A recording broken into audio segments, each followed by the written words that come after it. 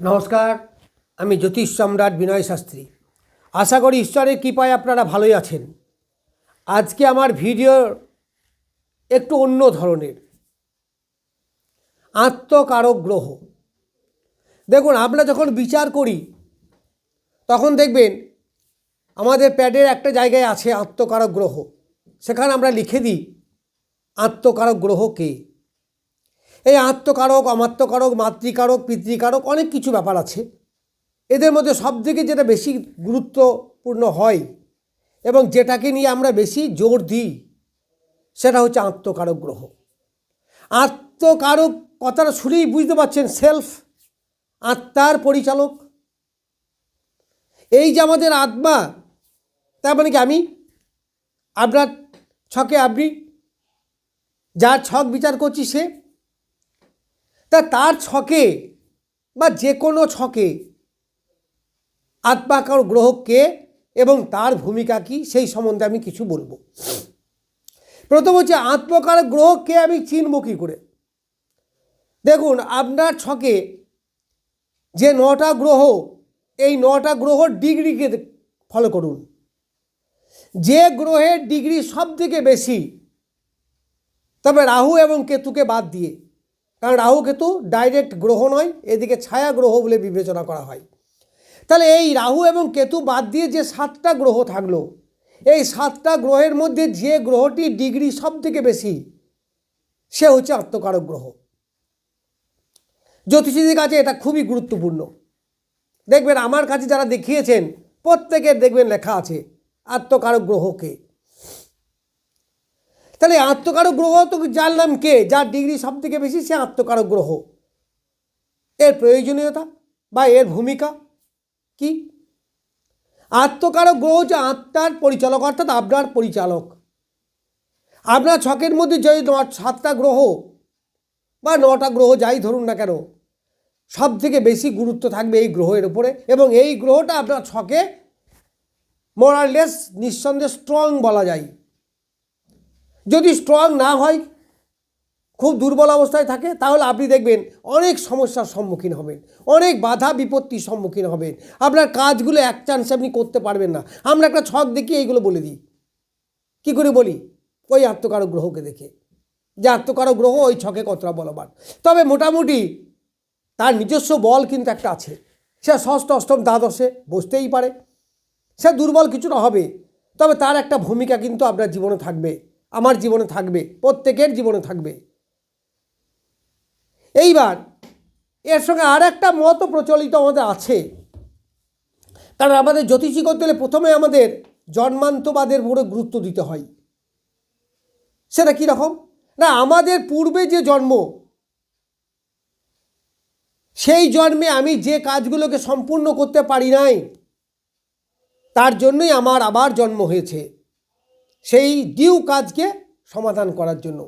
এটা আমাদের জ্যোতিষতত্ত্বে আছে এবং জ্যোতিষতত্ত্বে আমরা বিশ্বাস করি। তাহলে এই যে ডিউ কাজ, তাহলে সেইগুলো আমাকে এখন কী করতে, পারফর্ম করতে হবে।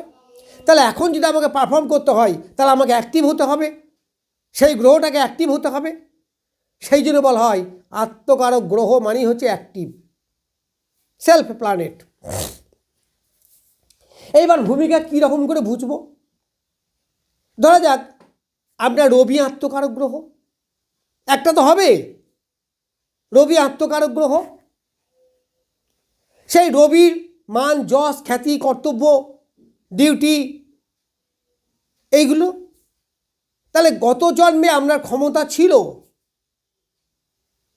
বা বলতে পারেন যদি গত জন্ম বিশ্বাস নাই করেন, তাহলে এই জগতে এই জন্মে এই কাজগুলোকে আপনি দায়িত্বশীলভাবে করবেন। আপনি আপনার কর্তব্য নিষ্ঠার সঙ্গে পালন করবেন।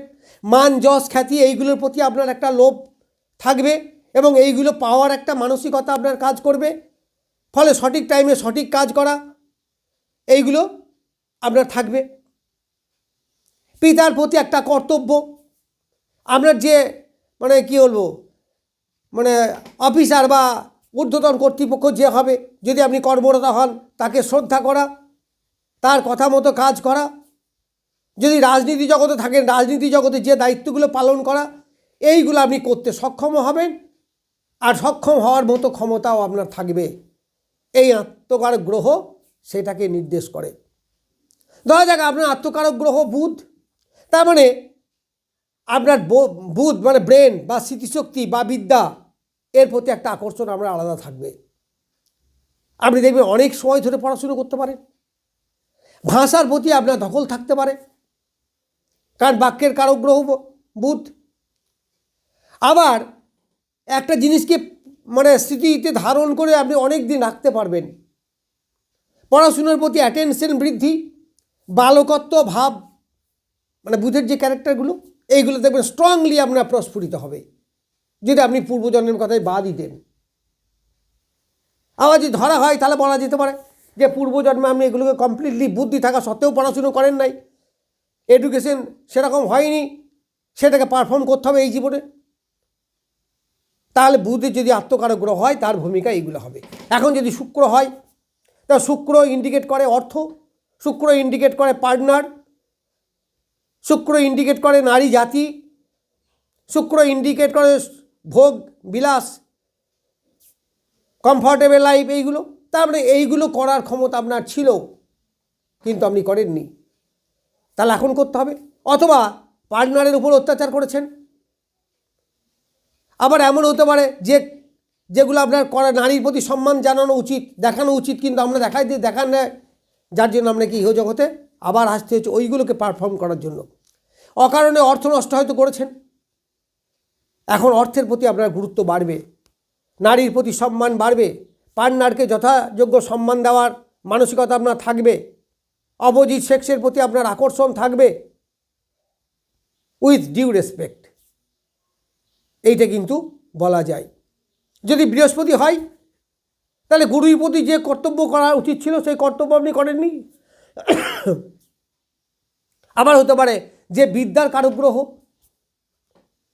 বিদ্যা আপনার বুদ্ধি থাকা সত্ত্বেও আপনি এডুকেশন ঠিক করে গ্রহণ করেন নাই, গুরুকে সেভাবে হয়তো সম্মান দিতে পারেন নাই অন্য কাজের বশত, তাহলে ইহজগতে আপনার গুরুর প্রতি আকর্ষণ থাকবে, গুরুর প্রতি বিশ্বাস আপনার থাকবে, ধর্মের প্রতি আস্থা আপনার থাকবে, বিদ্যার প্রতি আপনার আকর্ষণ আপনার থাকবে, এবং এইগুলোকে আপনি সহজেই পারফর্ম করতে পারবেন যদি আপনার বৃহস্পতি আত্মকারক গ্রহ হয়। এইবার ধরা যাক যে শনি, যদি শনি হয় তাহলে শনি হচ্ছে কর্মের কারক গ্রহ, শনি হচ্ছে ডিউটিফুলনেস, শনি হচ্ছে কর্তব্যপরায়ণ, শনি হচ্ছে লেট, এই সমস্তকে নির্দেশ করে। তাহলে কর্তব্যের প্রতি অবহেলা হয়তো আপনার ছিল, এখন আপনি সেই কর্তব্য দেখবেন নিষ্ঠার সঙ্গে করবেন। আমরা তো এমনিতেই বলি যে শনি যদি আপনার ভালো হয় তাহলে আত্মকারক মানুষের সাথে ভালো বটেই, আমি বলছি স্ট্রং, তাহলে কবে আপনি ঠিক ঠিক টাইমে ডিউটি করবেন, কর্তব্য থেকে কখনোই পিছিয়ে আসবেন না, আপনার সঠিক টাইমে সঠিক কাজ করা, কর্মে ফাঁকি না দেওয়া, ছোট বা কি বলবো যারা নিম্ন শ্রেণী নিম্ন বর্ণের তাদের প্রতি রেসপেক্ট করা, ভালোবাসা দেওয়া, এইগুলো আপনার মধ্যে দেখা যাবে। হয়তো এইগুলো আপনি পূর্বজন্ম করেন নাই, ধরে নিতে পারি আমি। তাহলে আপনার আবার জন্ম আমাদের হলো কেন? জন্মান্ত মাধ্যম যদি বিশ্বাস করে থাকেন তাহলে এটা বিশ্বাস করবেন, আর যদি নাই করেন ছেড়েই দিলাম সেটাকে আমি,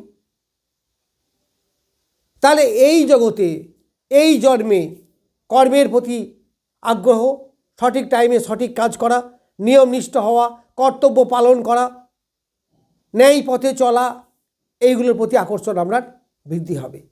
এবার ধরি মঙ্গল, যদি মঙ্গল হয়, মঙ্গল হচ্ছে ভাতৃস্নেহ, মঙ্গল হচ্ছে ভূমি জমি জায়গা, মঙ্গল হচ্ছে অপরকে সাহস করা, অপরকে সাহায্য করার যে মানসিকতা, এইগুলোর ঘাটতি হয়তো ছিল।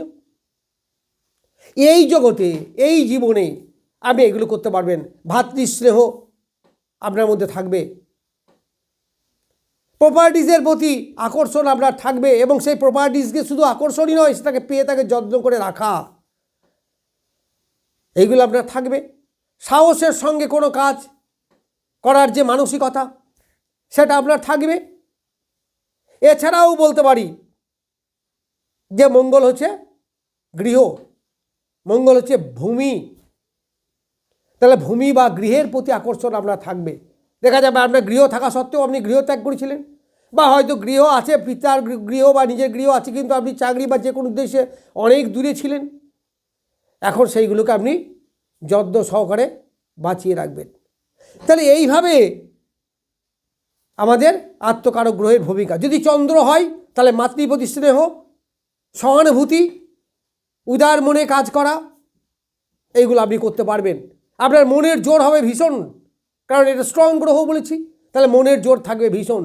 মাতার প্রতি স্নেহ, মাতৃস্থানীয় যারা আছেন তাদের প্রতি স্নেহ, ভালোবাসা, মায়া, মমতা আপনার থাকবে।